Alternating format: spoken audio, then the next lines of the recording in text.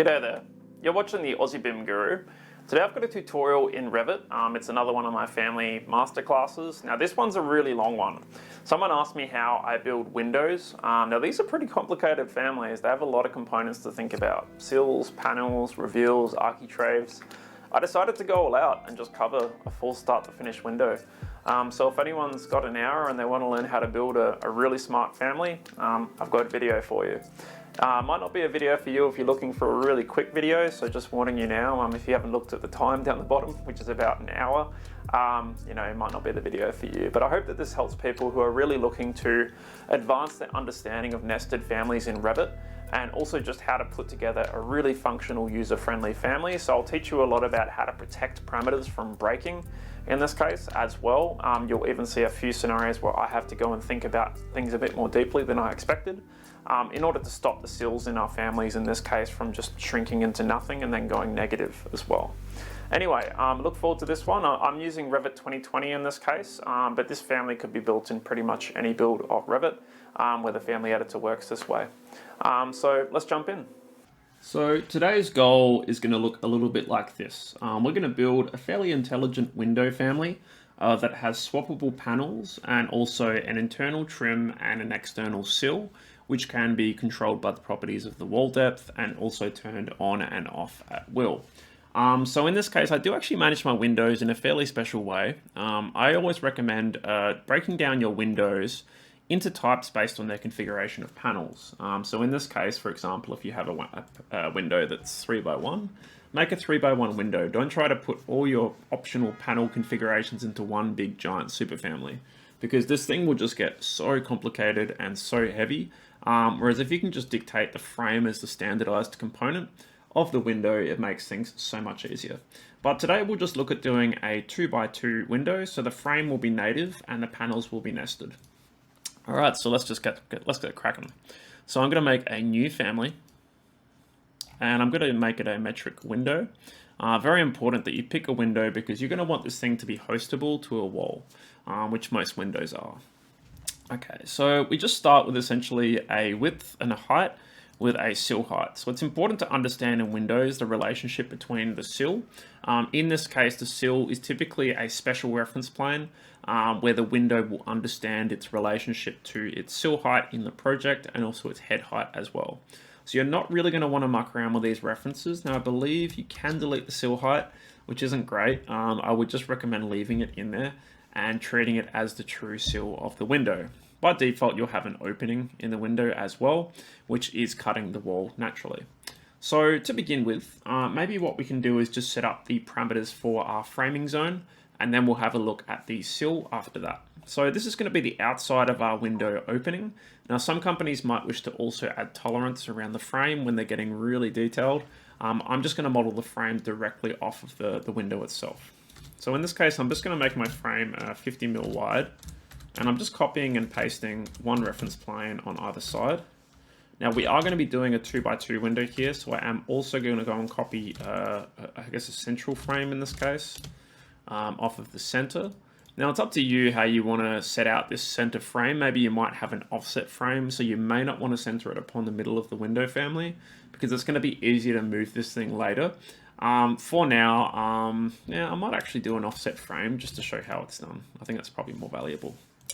Okay, so we also had a transom at some point as well, so I'm also just going to create two references here for that transom. And what you're going to want to do is just introduce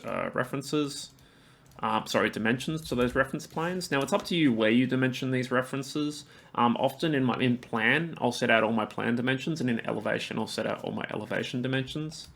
What I'm going to do is just create 3 of these, and I'm just going to call this parameter frame width. Now you can use shared parameters if you want. I'm just going to make this a type-based family parameter. Most of my windows I use heaps of shared parameters, and I might change my view scale because it's sort of hard to see what's going on. Maybe 1 to 10, that's about right. In floor plan, I'm also just going to go and constrain those as well. And remember, it's these 2 planes here in this case. So again, I'll go to 1 to 10, just so it's a bit cleaner. And I'm just associating that that frame width. So at this point, we have one parameter control for the frame width all around the window. We also have some set out parameters as well. So in this case, I'm just going to call this probably panel width 1, just to control where the first panel is. So I'm going to call this panel width 1, and panel width 2 is essentially implied for now. I'm going to make it type-based so that this set out is going to be dictated in every family on a type basis. Likewise, in this case, we'll have panel height 1. So how you set out your transom is really up to you. In this case, I'm just going to do it based on the panel size below it.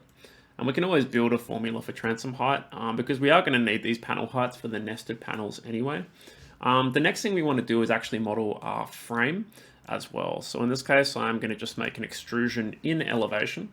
The reason I'm doing this is just so I guess I can constrain everything in elevation. That's pretty much the view I'll need to do this in. And I'm just using the align tool, or AL in this case, just to align this. Now this is obviously the most boring part of building any family. Constraining all these elements to reference planes does take a while.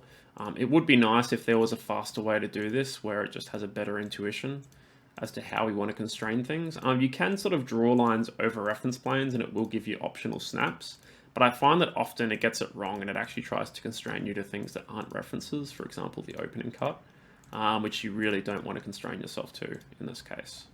Usually a rule for me that I tend to stick to is to try to always constrain to reference planes wherever possible.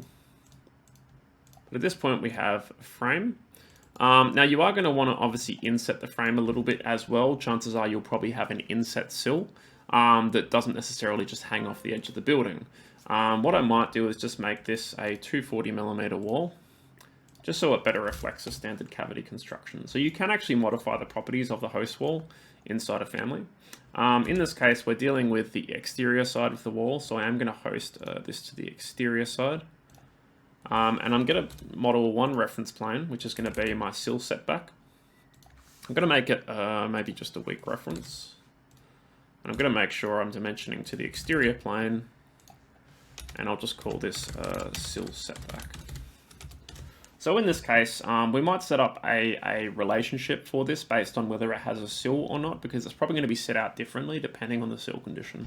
We're going to build a brick sill in this case, and I'll just show you, I guess, how you can establish a relationship between this sill when it's available. So I'm going to make it instance-based for now, and I'll just make this for now something like a 110. Usually the sill sits roughly at the back of the brick line, usually overlapping a little bit, so it covers the cavity in my experience. But then also after that, we're going to want a frame depth. Now for now, I'm just going to make my frame depth 50. It really depends project to project, depending which window manufacturer you go with. It might be 100mm, it might be something else. It just depends. So in this case, I'm just going to make this my frame depth. And now I can just essentially constrain in plan. So now we have a parametric window frame. Now I could go and just model panes of glass, but what I prefer to do in my window families is actually use nested panels, which allow me to put a lot of controls into those elements. So we are going to go and build one of those nested panels. So for now, I'm just going to save this family, and I'll just call this window family. And we're going to build a nested component. So I'm going to start this as a non-hosted component, a generic model. This is just so, in this case, it's not actually hosted to a window, a wall, sorry. But then I am going to make its category windows, so it does match the category compliance of the window category. I'm going to go to my front view, and it's up to you where you constrain this element. I'm just going to constrain it from its bottom corner. So I'm going to make this the top plane, make this the right plane, make this the left plane, and I do like to rename these references. I'm also going to take the bottom plane and just give that a name so we can actually dimension to it in the model if we need to, and also constrain. So this is going to be my height and my width. So I am going to associate, in this case, height and width, and you can see that they immediately associate their size. So I'm going to make this instance-based and instance-based. Now you can build different types of panels in different families. For example, you might have one panel that just handles all your swinging panels, so that's what I'll do in this case. And then you might have a panel where there's no subframe, because usually a swinging panel does need a subframe, so that when it opens, it still has a frame around it. I'm going to make this family work plane based, but I'm not going to make it shared. So it's not going to make it into the project when I load it into the window family itself. It just belongs to the window family. And I'll show you a system that I really like to use for this. But for now, I'm just going to say that my subframe is another 50.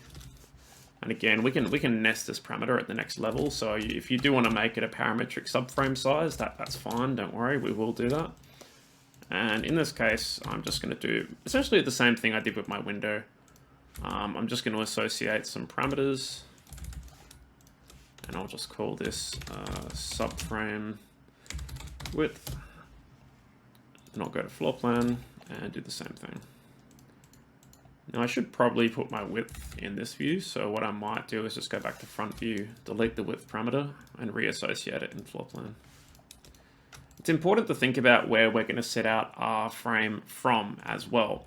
So in this case, this is going to be the front of our window panel, so the justification is really important.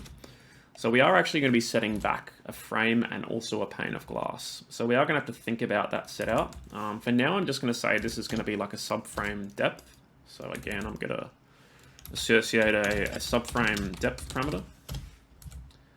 And we may also just wish to set out a location for our glass line. Now I'm going to center it on the frame for now. It's up to you, obviously, how this set out is dictated. A lot of manufacturers do things differently. So do make sure you check out which way your window manufacturer works. But I also want to set a glass thickness as well. So I'm just going to mirror this across, and then we can essentially set this out as another EQ relationship. So remember, the center plane is centered on the frame. Now the glass is centered on the frame, but we can also give it a parametric thickness. Now it's up to you whether you want to make these parameters type or instance based. So far I've pretty much been making most of them type based, so that I can just associate the parameter at the family level. The only one I'm making different is the thing that I would want to vary from panel to panel, which is the actual size of the panel itself. This is more custom. So in this case, I think we're pretty much good for the actual elements. Now we just need to go and actually do the same boring step of modeling our elements to constrain. So we're going to make a frame like we did before. Remember, this is our subframe. And we're going to use this panel multiple times. It's going to be a really handy little element. Okay, so that's our subframe. And while we're here, we're also just going to associate a frame subcategory to it and also a frame material on a type basis. I'll go back to my front view, and I'm just going to model a pane of glass as well. Now you could technically model this in floor plan. It doesn't really matter because it only has one loop. So it's up to you, but I usually prefer to model things in the most likely dimension. You may want to change them in later on. And in this case, that is definitely in the front elevation view. So now we have our glass. Oops. So we'll keep the visibility settings as is, but we're going to associate a glass parameter or a glazing parameter, and we'll set this to glass. Okay, so at this point we have a 3D representation for the element, but the panel itself doesn't actually show a swing direction in elevation. So now we need to start thinking about the various types of swings that we can accommodate in a family like this. So we might have a swing outwards, which we would usually call a casement window. We might have a casement in either direction. It could swing left or swing right. We may also have a awning window which swings outwards in the upward direction, or a hopper window which swings the other way, swings outwards in the bottom direction. Hopper windows are very rare. It's very rare you'd want to use them because the water obviously drains into the building if you use them. Typically awning and casement are very, very common. So in this case, I am actually going to introduce an object style for elevation swings. So I can actually give the swings a particular style line. So I'm going to just call this elevation swing. And maybe we want these to be hidden lines or solid lines. It's up to you. I'm going to make them dashed lines in this case. Now, before I go and place my elevation swing lines, I'm going to give them sort of soft points to snap to. So I'm going to give a center point in elevation. I'm not going to make it a reference though. And I'm also going to do one in plan as well. And these just give a soft point for the swing lines to basically lock themselves to, which will help guide them when the window parametrically adjusts. I find this is usually quite a useful thing to do. Now we could add plan representation lines as well. Say you've got a awning window, in that case you would want to see the outward swing. If you had a casement window, you might want to see the upward swing. I'm just going to do elevation for now. Now it's up to you which dimension you put your swing lines in. Maybe you want them to be 3D, maybe you want them to be 2D. In my case, I will just make them 2D. So I'm going to go to annotation lines, symbolic line. So first of all, we're just going to switch our style to elevation swing. And I'm going to model one set of lines to the snap point, and then I'm going to model another set of lines to the other snap point, and finally my awning. We then need to associate object styles to these, so I am going to, not object styles, visibility parameters. So firstly I'm going to pick my awning swing, and I'm just going to say awning swing. I'm going to do my casement left. And finally I'm going to do my casement right. Now some countries the swing lines go in different directions, so I know that my right and my left is probably different. Depending which region of the world you are working in. I know in Europe, for example, the swings are reversed. We actually make this our hinge point and our catch point or our latch point, which isn't how a lot of countries manage it. Anyway, at this point we have a fairly intelligent component, but we are going to want to just give it a little bit more information now. And whilst I'm here, what I'm also going to do is I'm going to build this family to also be a fixed panel as well. So I'm going to, in this case, associate a parameter or a visibility parameter to these and say, has subframe. And I'm just going to make that a instance based. Do I make it instance based? No, I make it type based, sorry.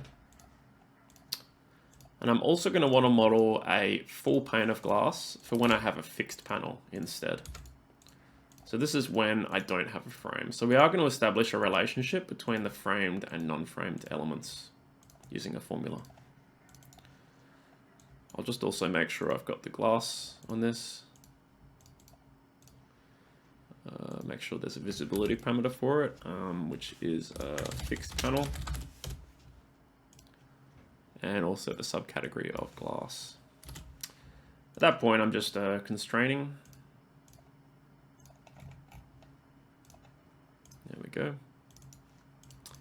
And now I can set up a formula between these two parameters. So I'm going to say in this case that it doesn't have a subframe when it's a fixed panel. So I'm going to say not bracket fixed panel. And now these two fields essentially are connected. I'm going to turn off my 3 swings as well. And firstly, we'll just make our fixed panel. I'll just make this a slightly more friendly number. And I might also just pick a suitable material while I'm here. So I'll just do aluminium for now for the frame. From the Autodesk material library, I'll just pick the first aluminium I see, and also a glass material. Now it's up to you whether you want to put these materials at this level. You don't have to. Whilst I'm here, I'm probably also just going to delete my materials I'm not using, and I'm going to do this very slowly because I found that Revit crashes if you do that too fast. I've learned that the hard way many times. Okay, so now I'm just going to rename this type, like a new type, and I'm just going to call this fixed panel. So if we want to just check what this fixed panel looks like, we can switch to preview visibility on mode, and we can see it's just a pane of glass. Now remember that pane of glass is still going to be set out based on the same principle as your subframed panel overall. So at this point, I'm just going to save this family, and I'm just going to call this nested panel. And I'm just going to make the rest of the types. So I'm going to call this firstly casement left, and I'm going to turn on casement left, turn off fixed panel. And then I'm also going to make casement right. And I'm just going to turn on the opposite swing. And finally, awning. And I'll just turn on the awning swing. So now we have 4 sub-panel types located within this same family. You could build them in separate families, but if you do, I recommend you use shared parameters so that at the next stage, the family is going to understand which parameters are which as we swap between them. Anyway, I'm just going to load this down into my window family. Go to 3D, and we're going to be placing 4 panels justified to the exterior side. So I'm going to just firstly place down one component to work plane, and I'm just going to place a fixed panel for now. Now we're going to want this, I think in this case, I'll just check the origin plane, which side that's growing from. So we're growing from this side, so we want to be the other way around in this case, I believe. So we're going to associate firstly panel width 1, and also panel height 1. Before I do anything else, I'm going to go into the type parameters of this nested family, And because it's not a shared family, we can essentially associate type parameters to type parameters or instance parameters to type parameters at this level.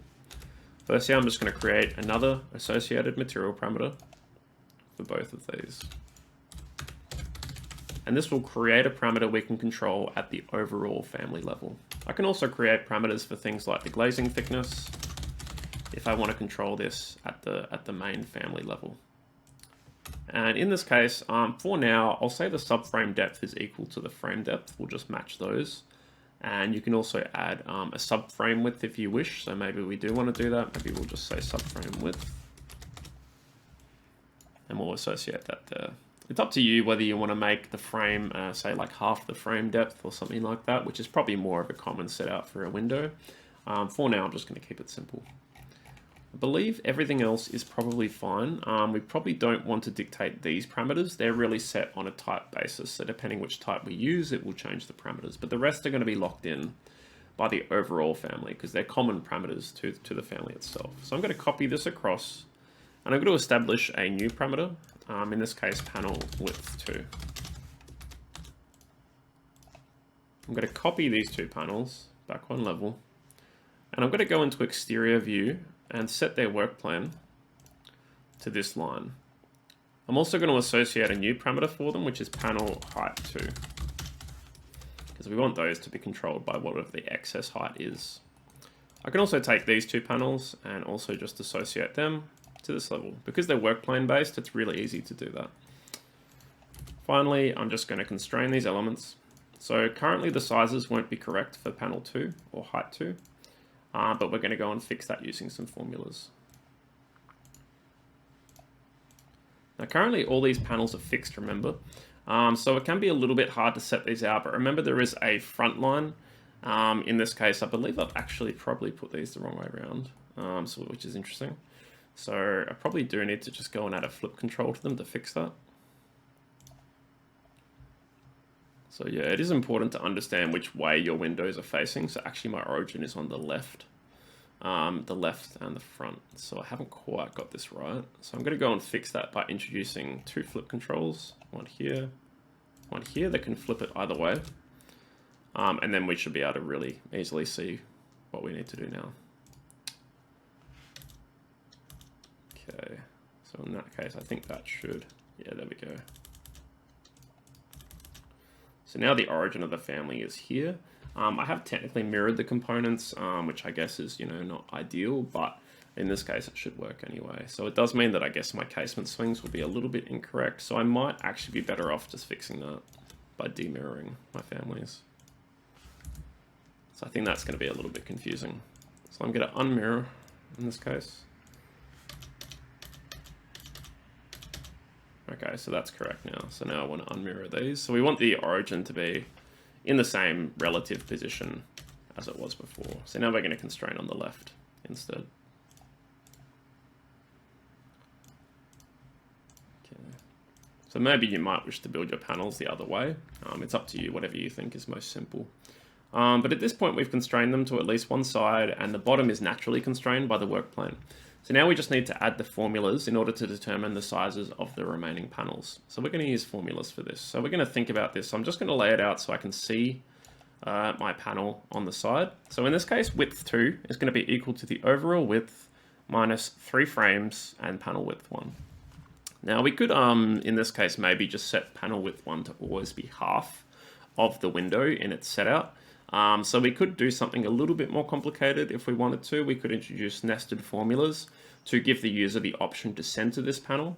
What I'm going to do for now is probably make it that panel width 1 is always based on a relationship. So in this case, we're going to say that it's equal to width divided by 2 minus frame divided by 1.5. And then that's the excess panel width so that it's a centered panel currently in the way it's set up. So I'll say that in this case, it's width divided by 2. And in this case, we're going to have to take away 1.5 frames. So we're going to say, and we can think about how to do this with maybe a bit more, just trying to think how to do it with more algebra. There's probably a smarter way to do this. So if I say frame width by 3 on 2, in this case, I can probably actually just change this. And I can say width minus frame width by 3, and then nest that and divide the overall by 2. In this case, that will leave me with the overall panel width to leave. So I think in this case, there we go, that centers the panel. But you could nest an additional layer of formulas to let the user nominate when they want to have an offset panel, which would maybe have an if condition to control another layer of control of setout, but give the user the quick option of saying sometimes they just want it to be, halfway. And we could just use the same formula for panel width too, or we could set up a formula in anticipation for something to be a bit more intelligent. So what I'm going to say instead is this is going to be width divided by take frame width by 3. So I need to nest that. I think naturally it figures out the order of operations, but just to be safe, I am going to force that to happen first. And in this case, then we will just say that minus panel width 1. Just in case we make a more intelligent formula for panel width 1 in future, this means that panel width 2 is just always going to be the excess in that case. So if we apply that, we'll see that now this sizes itself correctly. Panel height 1 is really sort of like a relationship to a transom height. So you may wish to instead make it from the base of the window to the center of the transom. For now, I'm just going to say panel height 1 is dictated by the user. So I'm going to just say in this case that this is going to be, I'll just copy this formula to keep things simple, but I'll say in this case height minus frame width by 3 in this case, and then minus panel height 1. There we go. But you could use the same sort of logic to do a centered transom, or even to do a downset transom, but often transoms are at a more customized height, so they might be lower. There might be something more like this. Okay, so at that point, we have some automated parameters. So what I'm going to do is just put these under the other group. I really like to use the other group just to put things out of the way when they're not going to be controlled by the user. Now, the great thing about using nested panels is we've introduced a system that's quite smart here. So what I'm going to do now is I'm going to constrain these elements, and I'm just going to do a multiple alignment. I'm just going to align the front of each panel. But because these are all based on the same family, and it's quite an intelligent family, I could take, say, these 2 panels, and I could actually make them awning. And now we have a subframe, which is great. And I also have my swings. Now at the moment it looks like I've got the wrong swing on for that one. Yes, I need to have, oh no, awnings, that's correct. But I could also say, casement left, casement right, whichever ones I want in this case. So there's a lot of, really cool things we can do with this. But one thing I really like to do with these is maybe I can add a panel type to them. Now usually I number these. I say this is 1, 1, 1, 2, 1, 2, 2, 2. So I usually add a panel type, and I'll just say panel type, and in this case it's column 1, row 2. So I say panel type 1, 2, and I put these under graphics usually. I like to put them somewhere consistent. Likewise, I can add another parameter for these ones, and now on a type basis, I can actually modify which panels the window is using. So if I want to put all my awning casement variations of a 2x2 window in one family, I totally can. Sometimes it can be easier to organize your windows by just putting these into separate families depending on their swing operation type, because there can be a lot of sizes that manufacturers make for these windows. But usually this is how I like to manage it at the most simple level, I guess. And I'll put this under graphics again. So now each panel will be able to be customized by the user. Oops, in that case 2, 1. And there you can see that we have control of these windows in each case. So I can see I've got my fixed awning. So in this case, this is the one above. You may wish in this case to put them in the order of 1, 1, 1, 1. It's up to you. But this is at least my convention I like to use just in order to keep these under control.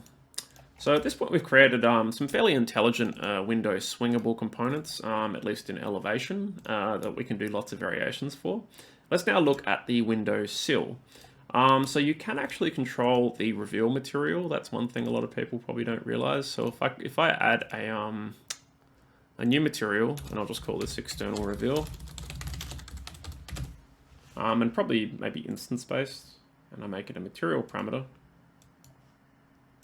I can actually access this material, and I should be able to paint, in this case, the inside face of here. So I can actually control the finish of the wall when it's cut by this window.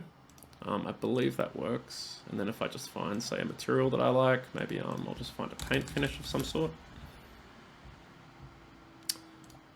Just see if there's a miscellaneous paint. And I'll just make this something a little bit more obvious in color, maybe. So we'll make it like just something obvious, like a yellow, so we can tell when we're looking at it. And notice now that we have actually set the finish for the cut wall. Now, obviously, we're going to have to cover this with an internal reveal, and then we're also going to introduce a window sill. So I'm going to make a new window family. So we're building a lot of components here, hence the masterclass. I'm going to make this a generic model face-based because we're going to want to host this to the wall. So in this case, we'll cut with void when loaded. I think that's the setting I use. I'll just double check how I manage it typically. This is the windowsill that we're sort of intending to build. No, so we don't want to cut with void when loaded because it's going to be a shared component. So usually I make this a shared component. This way you can actually do a linear takeoff of the sills in your model by using the same sill component across multiple families. But for now, we're going to host this. Now we're looking at the front of our window at this point. So we are going to want to set out the left and the right of our sill from the center of our window. I usually recommend center justifying your sills if your windows are center justified as well. Make it consistent. Okay, so in this case, we're going to create a width. Now I'm going to make this of the window category. So again, we will get those parameters naturally for switching. So we'll get width, instance based. And then we're also going to have our sill height. So we're going to set ourselves out from the top of our sill here. So it's up to you what you want to call these planes. I'll just call this top. And I'm just going to make this a strong reference for now. I'm not going to call it bottom. I don't want the family to get too confused. You can make this say 75. Let's just do a flat facing brick sill. In this case, I'll just call this sill height on a type basis. I'm going to model an extrusion, and the first extrusion I'm going to model is going to be a void extrusion. So I am going to change this to void. And this is essentially going to be my sill, or where my sill cuts the wall. So we need to go into left view now, just so we can check out the depth of our void. Now remember that sometimes our sill is going to protrude out a little bit or protrude in. It just depends. So I'm going to make firstly a dimension to the face, and also one outside as well. I'm just going to call this sill recess depth. Alright, I'll just call this sill depth. This could be type-based or instance-based. It doesn't really matter. I'll make this instance-based because it's going to be a shared component, so you really probably want more family-level control rather than project-level control. And I'll just call this sill, what would we call this? Sill expression, or sill, we'll just say, usually there's a word I use for this, I can't remember. I'll just call it protrusion. And maybe this is type-based. Maybe usually you'd want your sill to have a consistent offset from the outside. Maybe it just always oversails by 40 mil, because this is going to be a brick sill. So I'm just going to, in this case, constrain my void. I think I still had multiple constraint on for that. Yep, I did. And we're going to cut this from the wall. I'm actually going to model a solid element now. So this is going to be the brick sill itself. I think I still have multiple alignment. Yep. And remember, we're in front view of the window at the moment. So now we're going to want to constrain this element the same way. So we're essentially creating a solid element, and then we're creating a cutting form within it as well. Now let's say maybe we just oversail by something a bit smaller, maybe 25 mil. That'll do. And we'll say that the sill depth, actually we'll say 30, and then we'll say the sill depth is 110, just because we're doing an inward sill. Now, I'm not doing an angled sill in this case. It's up to you whether you want to add like some reference lines to do an angled sill. It doesn't look like it, but it will actually cut our wall. The last thing you may wish to do is just assign a material to it. And in this case, remember, this is going to be a project managed material. So I'll just call this sill on a type basis. And we'll just go and quickly make a material that just looks like brick, at least. I'm going to just duplicate the default material and just call this brick soldier. And in this case, I'll give it a surface pattern, a model pattern. And I'm in this case just going to call this brick soldier. I'm going to set it to 90 degrees and I'll just make it 75 mil. I'm going to just make it grey so it's not too overwhelming. And now we have a material that at least in a drawing would look more like a brick sill. You may wish to justify the patterns and just make sure that by default they do line up to each other, which in this case they do now. And also we'll just give this a type name and just call this brick sill. Okay. Now I'd usually do a bit more to this family, but for now that should do. I'm just going to call this brick sill. I'm now going to load this face space family into my window family. And I'm just going to host it to the wall. So this is actually going to cut the wall now. Now I'm going to also want to align this. So I'm going to firstly actually constrain the width of the window so it's now parametrically connected to the width. Now I do want to make sure I'm actually on the right side of the wall. So I think in this case, I think I'm on the right side of the wall. I'll just check. No, I'm not actually. So you do have to be really careful that you are actually on the right side of the wall. There we go. So I want it to be on the exterior side. I'm going to line it up to its center. So remember, it's constrained upon its center point. There we go. And in this case, I'm just going to align it to the bottom as well. And now we should have a sill that both actually cuts the window and also is parametric. So we also need to add our sill depth, which we already have available, or our sill setback, we could call it. And then as well as that, I'll also just add a visibility parameter. And I'll just call this has brick sill. I'll make it a visibility based parameter. And let's say that when we don't have a brick sill, our window is only ever so slightly set back. Maybe it's the thickness of a weatherboard. So in this case, let's just say when we don't have a brick sill, it's only a 20mm setback. We're going to set up a formula for this. So sill setback is going to be based on whether we have a sill. So I'm going to copy my brick sill name or my parameter name. And I'm going to say if we have a sill, I'm going to say that it's a 110mm setback. Otherwise, it's 20. And now if I don't have a brick sill, my window comes forward, and if I check my preview visibility, even though it's showing that the wall's going to be cut, the brick sill's not going to be there in the project, and it's not going to be available to cut the wall. So do be aware that you will actually end up with essentially a sill that is either going to be there in cutting or not going to be there at all. So don't worry if the family looks like it's still going to have a cut mark. So in this case, we just will set ourselves back to having a brick sill. At this point, you have an important decision to make. Do you want the excess of your host wall to dictate the depth of your window reveal? Probably. But sometimes you may wish for it to be separate to the depth of the wall. You might wish to overextend the reveal, maybe to encapsulate a separate wall, such as a tile finish wall. So you might need it to be deeper. But typically, in most cases, we're going to build the reveal to essentially overfill the rest of the wall. Now, what happens if your wall is thinner? Say it's a partition wall and your user places it in there by accident.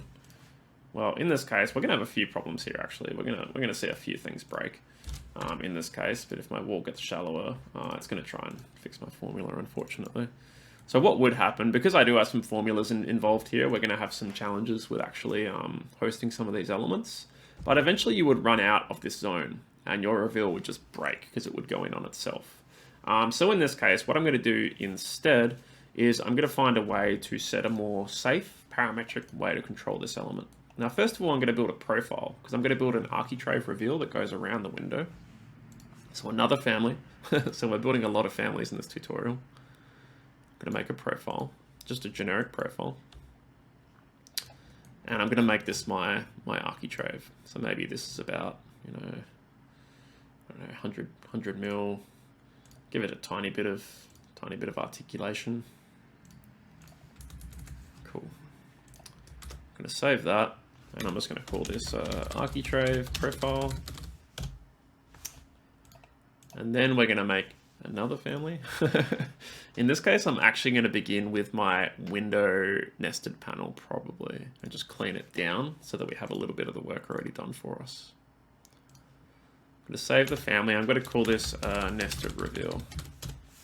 Now it's up to you whether you want your reveal to be shared, because sometimes you may wish to schedule the total architraving in all your windows. Having said that, you could probably build some parameters into your windows to do it more easily, where you just measure the 2 times width, 2 times height if the architrave is on.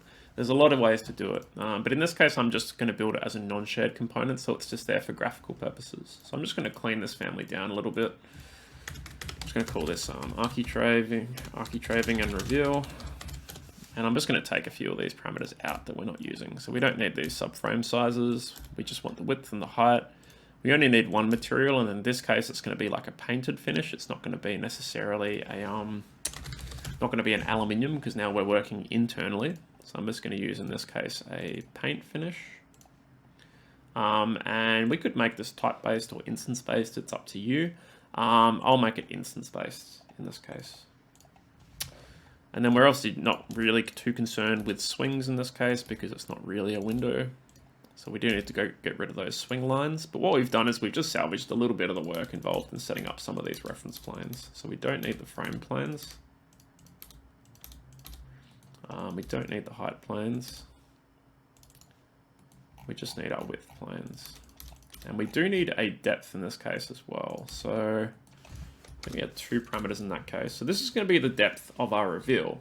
Now we are going to be sort of protecting our reveal from breaking. So this is going to be what I call an override parameter. In certain scenarios, this is going to protect itself from breaking. So I'm going to make a new parameter, but I'm going to call this override depth on an instance basis. And on top of that, I guess I could also probably add the ability for the user to add excess reveal using another formula. But for now, what we're going to do is just model a little reveal sweep. Now I'm just going to make this a nominal size, so I'm just going to probably make this like a 13mm sheet of plasterboard. And I'm only going to need one side of this in order to constrain this, because I'm going to use a sweep, which is going to save me a lot of time. So I'm going to go to my front view, and I'm going to draw a sweep, and I'm going to draw my path in front view, like this. I'm just going to align it on all 4 sides. And this will be essentially my plasterboard reveal. Now you will need to be a little bit careful with some of the graphics. Also, I need to be careful with the draw order, because at the moment I want to constrain there, so I need to make sure that's where my sketch is. But at some point we're going to have to look at the graphics of this window too, which might change how we make a couple of these things, because they're going to be cut graphically in different ways. But we might get away with it like this. Okay, so I'm just constraining that profile. And then finally, we're also going to go and sweep an architrave around the inside. So I'm probably just going to copy and paste this thing and just reconstrain it. And then I'm just going to associate a parametric profile instead. I forget if I've loaded in my parametric profile. I don't think I have. So we might need to do that as well. So I'm just going to isolate this element so I know that I'm working with the frame that I want. No, we didn't load our profile. So I am going to make sure that we have this profile available, because you'll need this in order to associate it to the sweep in the nested reveal. Great.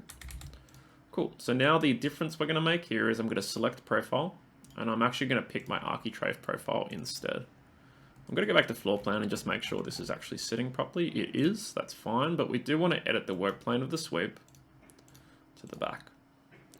Now you might need to potentially rotate or mirror the profile, so I'm going to rotate it by 180, and there we go, perfect. Now we can see that we're getting our architrave with a little bit of articulation and also our internal reveal. So perfect. Now we need to protect this thing from breaking. So first of all, I'm going to add an optional offset for people to add excess to the reveal depth. So I'm going to say in this case, there's a parameter called excess depth.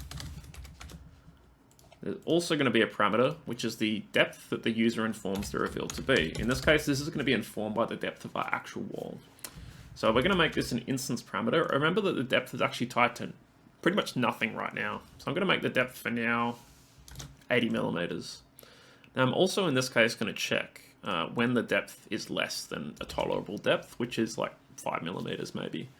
I'll say in this case that if the excess depth, and I'll just check here, I'll say if the depth for the override is less than 1, which means it has to be 0, then in this case we just say that the depth of the architrave is, something tolerable like 5.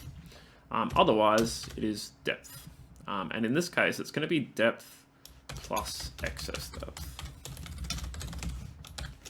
So this is where you can actually introduce additional depth in the outcome. But the depth itself needs to be sufficient for it to actually close off the wall, just to make sure that that sweep never actually breaks in on itself. So if I say my depth is 0, we now have an overridden depth of 5. So in this case, we are actually getting something that does work. So we might actually want to just check based on the excess depth anyway. We might want to say if the depth is less than, if the depth plus the excess is less than 1 millimeter, so that if it's 10, for example, on the excess, it works. But if the excess is 0 and the depth is also 0, well, it doesn't work, does it? So in this case, I'm just going to say maybe 50, and there we go. So we probably have to think carefully about this as well, because maybe we run into that one-off scenario where our architrave is sitting flush to the inside face of the wall. So we don't actually want this to sit on the override depth plane. We just want this to always be offset by the actual depth of the wall, plus the excess depth, technically. So in this case, I'm just going to make an extra parameter or an extra plane, and I'm going to host this to it. Again, I can probably just reverse that issue. I'm just going to say not a reference, and in this case, we'll just say this is the architrave offset. So one's really for the reveal, and the other one's for the architrave offset. So in this case, we can just say that we know this is always just going to be depth plus excess. So I'll need to make this instance-based. But now when depth and excess depth are essentially 0, even though our reveal is going to be protected, our architrave is going to sit flush. So that's what we want. But what we're also going to do is just say, when do we actually want to see this element? So we'll say in this case, reveal on. And we'll just make this an other-based parameter because it's going to be controlled by a condition. So in this case, this is only going to be on when the depth plus the excess depth is less than 1 millimeter. So we're going to go to the reveal on. And we could also just go and nest that relationship over here instead, if the reveal is on. But in this case, we want it to be the opposite. So we want it to be, all right, I've got to think about this. So when the reveal is on, it's actually depth plus excess depth, otherwise it's 5. So I was looking at it the wrong way around, I think. If the reveal is on, then it's the depth plus the excess depth, otherwise it's 5. Okay, I'm just thinking about it the wrong way. So we'll make this greater than 0. That's better. And now this will actually work, and now this will only be on when it's actually possible that it's able to be built. I'm just going to finally add a finish parameter to these. You could make the reveal a different finish if you wanted to. I'm going to keep things simple, and I'll make this a frame/mullion. You could make this a different category if you wanted to, maybe architrave. I thought there used to be a reveal category. I'll just call this reveal/architrave/reveal. And this means we have custom control over whether we want to see it in the project. Now you might actually want to have them separately, so architrave and reveal as separate styles. And now we can say that this is the reveal and this is the architrave. Great. Okay, and at this point we have a safe architrave that will protect itself from breaking. But we can still connect it to the parameters at the next level, knowing that we're not going to go and just break this element when we put it into the family itself. So I'm just going to put these under other just to keep things organized. But otherwise, I think we're pretty good. We could also just say sometimes we want the architrave to be off as well. So I'll just let this be a user-driven parameter, so we can just nominate when we don't want an architrave, because sometimes you might want to reveal but not an architrave. Say when you're doing a tile finish. Okay, so I think that looks pretty good. Okay, so again, I'm just going to save this family, and I'm just going to load this down into my window. And in this case, I'm just going to place it on work plane, but I'm going to go into interior and just make sure that its work plane is set correctly. So I'm going to pick a plane. I'm going to do the bottom of the window, And then I'm just going to associate the width parameter and the height parameter. And then I'm also going to associate a finish. So I'll just say this is, the reveal finish. And now we have two options. So we can also associate the Architrave parameter. So we can say Architrave on. And we also might want to make that instance base, which I just have. Now we want to also add the option to add excess depth, but we're going to make the depth driven in this case. So the excess depth is just something that we nominate. And I'll just say this is excess reveal depth on an instance basis. But we are going to want to constrain this element to the inside justification line of our frame. So we're going to constrain here and here. Now we need to get the dimension of the depth of the wall in order to know how much is left for the depth of our reveal. So I'm going to make a dimension. Now I think in this case we pick the outer planes of the wall. I'll just double check. I'll get a warning if I can't. I'm going to call this host wall thickness. And I think this is the right parameter to use. I'm just going to double check by probably just trying to put it into a dummy parameter, because I know that under very particular scenarios you need to host to different elements. So if I make this into dummy, no. So in this case I do need to pick the actual face of the wall itself and make sure that these are actually faces of the element that we're hosting it to. I think now I should be able to use this in formulas. So if I make a dummy field again, great. So now I can actually use this in formulas. So that the wall is actually going to drive part of my family. So in this case, I'm just going to put this under other because it's a reporting parameter, so it's always the same. We're going to say that the sill depth, which we have to nest, I'll just call this, or reveal depth, sorry, not sill depth. This has to be instance based because the wall size is variable. And we'll say this is equal to the host wall thickness. Where's my reveal depth? Here we go. So it's equal to the host wall thickness minus the frame depth minus the sill setback. So we're creating some fairly intelligent relationships between these elements now. I'll put this under other, and I'll also put this under other. And there we go. We can see now this knows how to automatically size itself by the window. We also have the option to overshoot by adding excess reveal depth, but that's purely optional. And under the circumstance that the wall gets too shallow, reveal's not going to go and implode in on itself. It's going to work, and it's going to sit at the back of the frame in that case. So if you do run under a scenario where your wall or your window is actually shallower than the host wall because of the sill setback, well, obviously that's a problem. But in that case, we'll actually switch our sill off. Our window comes forward, and our reveal and our frame come forward as well. Okay, so at this point, our window's looking pretty good. I think that's pretty much as we'd need to do. I'm just going to check the graphics of the window as well. I think at the moment, this should be how our window will appear in floor plan. Windows are quite interesting in how they actually know how to appear. Usually they'll be based on the graphics at the height of the view range in the family. That's what the family will look like in plan view in the project as well. So if I go and change my view range, so in this case, let's try 1200, for example. Let's keep going, maybe 15. So in this case, I think because I have nested components that have been told to look a certain way, yeah, see how it's looking a bit different now? I need to actually make my window panels look a particular way in floor plan as well. So if I open up my nested panel, because it's a window, I guess it behaves the same way graphically. I'll make this hidden line. And in this case, I probably need to just double check which height my view range is at. I'm probably above my window at the moment. Let's just try going like 500 maybe. Okay, so now I'm actually cutting through my window. Save my family, and if I load this down, and make sure when you do, you just overwrite existing version, you don't overwrite parameters. There we go. So notice how they know how to behave based on their view range. That's something that's unique to Windows. As far as I know, it's a really strange behavior, but I'm sure there's a good reason for it.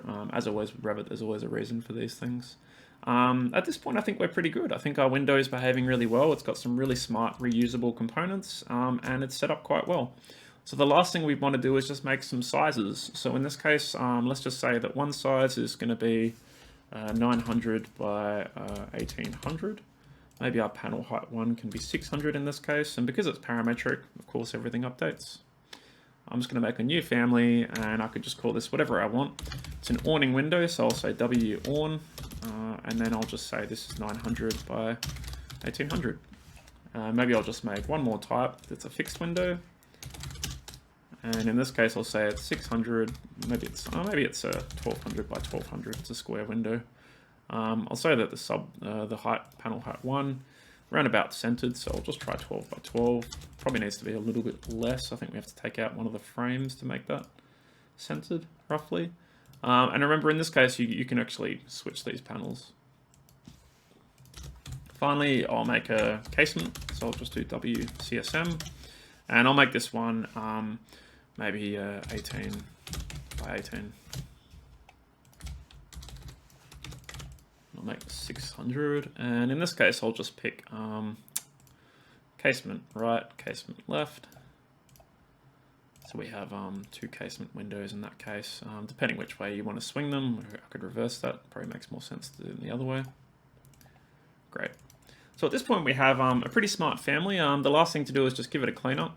So I'm just going to clean out all the things I'm not using. So I'm not using any of these drafting styles. Now I am using the brick soldier pattern, so I'm going to keep that.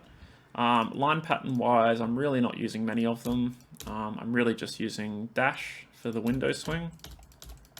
And I'll leave behind hidden because all my reference planes are set to hidden. Materials, we're not going to be using too many, so I'm getting rid of the ones that aren't in use. So in this case, I'm keeping paint. And I might just make paint white while I'm here. Taking out operable, keeping glass, keeping my brick soldier, getting rid of my aluminium. No, keeping my aluminium. And there we go. So now we just have the things in use in the family. I often like to turn off the host wall just to clean up that thumbnail. Now I just want to make sure, I don't think I've actually associated some of these parameters, so I'm going to make this the frame. And I might just change the color of the aluminium so it's really easy to see that it actually is aluminium. I'll just use render appearance. Perfect, there we go. And maybe the brick as well. The brick doesn't really look very bricky, does it? I could give it more of a reddy brown sort of color. That'll do. Cool. So I think that's quite a good outcome. I never really like how the glass is blue as well, so I might just use render appearance there as well. Great. Usually I lock down the thumbnail. I usually make my thumbnails hidden line, and I usually crop them down to size as well, just so we see the full family only. But I think otherwise we should be good. I'll just make sure that my preview visibility still looks good. Yep, it does. At that point I just purge out my family. Now be careful when you purge. You might be purging nested panels that you're not using. So in this case I'm actually using all of them in the family, but if you weren't using some, it might actually purge them. I'll make it shared, save my family, and let's just go test it out in a project and just see how it works. So I'll make a new project, architectural template. And if you've made it this far, congratulations. Quite a long tutorial, but quite a lot to cover. So I've got a double brick wall. Let's find a brick cavity wall. Brick 230, no, that's a solid brick wall. We want a 250 timber, I guess will be fine, a brick cavity. And maybe we've got some stud walls on an upper floor that we want to host them to, so I'll use a timber stud 90mm. And let's load in our window family. So I think in this case, that's the one I want. Yep. Great. So I'm just going to place one window. I'll place it in the brick wall first, just the intended wall for it. And there we go. In this case, it looks like I might have to play with the visibility of some of these elements in the window still, because at the moment, some of these elements aren't quite cutting as intended. So using that lowering, raising trick is probably going to be required to make some of these graphics work properly. But I can see at least I have a parametric window with different types of panels to use. In this case, yeah, it looks like I'm sometimes seeing things, sometimes not. So it depends on the size of the window. I might be seeing the frame itself, so there might be some cut graphics that I need to play with there as well. Anyway, if I put this wall into like another wall or its thickness changes, in this case we should expect to see the window adjust, the reveal gets deeper. I have the option to offset my reveal as well using an excess offset. And I think it might be type-based still. Interesting. Oh, no, there it is, of course. So I can offset it if I need to, but otherwise it's automatically sized. I have the option to turn off my Architrave, turn off my sill. Now when my sill's off, remember my window comes forward, so it sits at the front of the wall, so I can see that behavior working as well. Now if I take this particular window and do a create similar, we can see it works. If I do turn on my brick sill, you will get, I guess, an undesirable result because it's not intended to sit in the family like that. So when the brick sill is off, we should at least get something functional. Now I think we might need to potentially protect our window just a little bit more carefully as well, because at the moment the Architrave does break, it looks like. I think it's the Architrave breaking. So I might need to protect my window even more effectively than I have already, potentially. So yeah, you can see that it's not necessarily going to work under every single scenario. I think I've still got potentially something that's not working here. It's interesting because as soon as I turn it back on, it's fine. So I probably do need to just check the relationship between the sill. I won't spend too long doing this because I think you understand the intent of probably what I'm trying to do here in protecting my window from breaking. But in this case, if I think about it, it's always going to be at the back, and then under certain circumstances, this will get too small. For example, if I just say disable the depth parameter.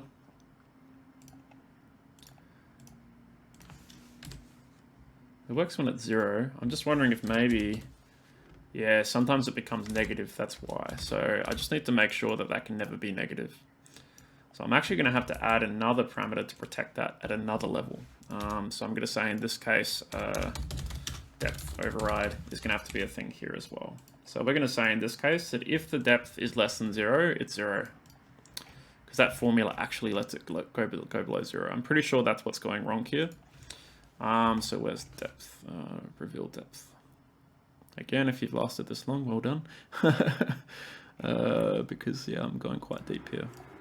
Reveal depth. I'm going to say if reveal depth is, in this case, less than 0, it's 0. Otherwise, it's reveal depth. There we go. I think this should protect my family now, because now this can never go negative. So let's try again. So if I turn on my brick sill, perfect, it doesn't break. Even though it's not suitable for this particular wall, my family is now fully protected from being damaged. So we can see now that this is also suitable for walls that are also smaller than a particular size as well. And we still have that option to oversail our sill as well. So a really good outcome, I think, and hopefully has taught you a lot about setting up nested families using family type labels, and also protecting the integrity of your families under certain circumstances from breaking. As remember too, we can also turn on our sill and it should cut our wall, and sure enough it does. There we go. So hopefully that was useful and taught you a lot about building more complex families. So there we go. If you made it to the end, good work. I hope that your window family works the way mine does. I'm not expecting many people got this far. But yeah, if you did, thanks for hanging in there, and hopefully you learned a lot about building families. This shows a lot of things that I do when I build families just normally. Things like protecting parameters, thinking about nesting relationships, thinking about whether families should be shared, and how parameters should be associated as either type or instance-based parameters. There's a lot of system design involved in how I set these things up. A lot of this comes with time, so if some of these things don't make sense to you, that's okay. Over time, you'll develop your own standards and systems as well, which make more sense to you. They might be like mine, they might not, don't worry. Anyway, if you're not already following and subscribing, feel free to do so. And I look forward to seeing you in future similar family masterclasses like this one. Thanks, take care, bye.